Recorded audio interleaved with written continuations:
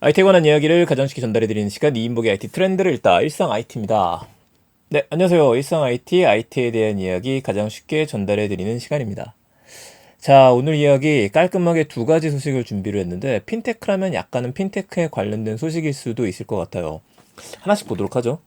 첫 번째 소식, 커플분들한테 좀 희소식이기도 하고 커플만으로는 약했었는지 부부도 사용할 수 있는 통장이 새로 나왔습니다. 토스뱅크에서 상품을 출시를 한 건데 이거를 제가 면밀히 뜯어보다 보니까 어디서 많이 본 것 같기도 해요. 관련해서 같이 한번 이야기해 보도록 하죠. 지금 이 상품을 가입하실 분들은 토스뱅크 들어가셔갖고 상품 찾기로 들어가시면 됩니다. 이 중에 여러 가지 상품들이 있는데 모임 통장 바로 밑에 커플 통장이 있어요. 그리고 써있죠. 우리가 커플 혹은 부부라면 그럼 이게 뭔가 나랑 짝꿍 모두 카드가 있다면 이라고 되어져 있죠. 아하, 통장을 하나를 만들고서 카드는 두 갭을 발급받는 겁니다. 그래서 그 통장에 있는 돈을 각각의 카드로도 인출해서 쓸 수 있게 만들어 놓은 것들이죠. 아마도 이런 서비스가 나오게 된 이유 중에 하나가 요즘에 이제 MZ세대 분들, 연애하시는 분들, 젊은 층 분들 같은 경우에는 연애하실 때 통장을 만들어 놓고 나서 이 통장에다 데이트 비용을 입금을 하고 그 안에서 합리적인 소비를 한다라고도 하죠. 그것도 이제 헤어지게 되면 누가 가져가냐 이것도 좀 문제가 되기도 하고 뭐 그렇다고 들었습니다. 제가 해본 건 아니니까 여기서 착안한 게 아닌가 싶기는 해요. 그리고 부부는 왜 나왔는지 모르겠는데 부부 같은 경우에도 생각해 보면은 생활비 통장을 만들어서 뭐 각자 수입이 있으니까 요즘에는 한 명이서 관리 안 하는 경우 훨씬 많잖아요. 각자 돈을 벌고 있는데 생활비에 해당하는 것들을 이 커플 통장에 넣는 거죠. 그리고 나서 여기에서 우리 생활비를 쓰자. 혹은 뭐 여행을 간다거나 이런 것들도 각자 여기서 약간 뿜빠이 하듯이 더치페이 하자. 이런 개념이 아닌가 싶기는 하네요. 뭐 나름 합리적인 것 같습니다.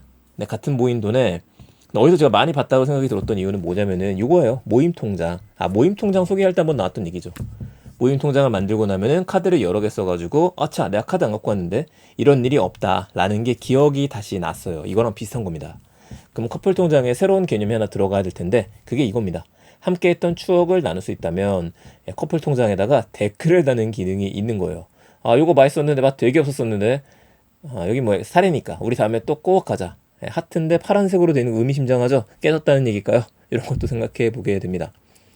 금리가 좀 약해요. 2%밖에 안 돼요. 기본 금리라고 보시면 될 것 같습니다. 토스뱅크에 있는 기본 금리가 2%다 보니까 이거로 넘지는 않고 그냥 통장을 여러 가지로 나눴다. 이 관념에서만 보셔도 될 것 같고 무엇보다 재밌는 서비스를 자꾸 시도를 하고 있다. 이렇게 보도록 하겠습니다. 자, 두 번째 소식 간단한 소식으로 갑니다. 애플이 저축 계좌를 출시를 했었죠. 국내가 아니라 해외 소식이에요. 그런데 이 예금이 출시 3개월밖에 되지 않았는데 13조 원을 돌파했다고 합니다. 100억 달러. 와, 어마어마하죠. 미국 내 애플카드 발급자한테만 개설이 되는 거였었는데 이게 큰 겁니다. 근데 이거 이유는 얘기 드렸던 거 기억나실 거예요. 왜 이렇게 많이 가입했느냐? 미국의 예금 평균이 낮아요. 근데 이거보다 10배 높은 금리를 줬던 겁니다. 10배 높으니까 우와 그럼 20%야? 아니에요.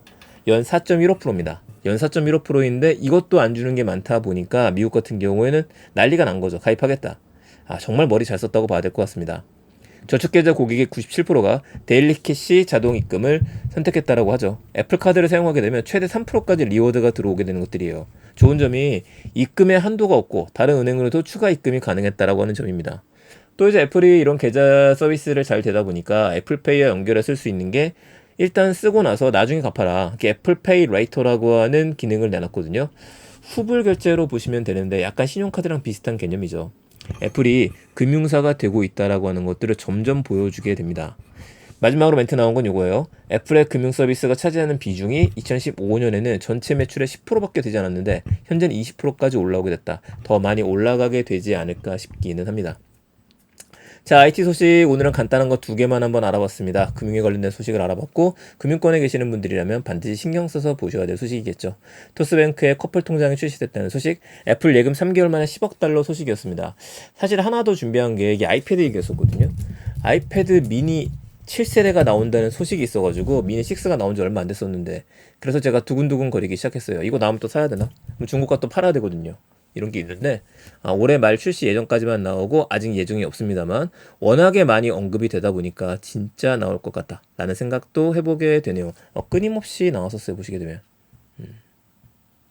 네, 오늘 얘기 괜찮으셨으면 주변에 많은 공유 부탁드리고요. 저는 내일 또 더 재밌는 이야기들 가지고 아니죠, 다음 주 월요일에 더 재밌는 이야기 가지고 찾아뵙겠습니다. 감사합니다. 일상 IT였습니다. 좋은 하루 되세요. 주말에는 제품 리뷰로 찾아뵙겠습니다.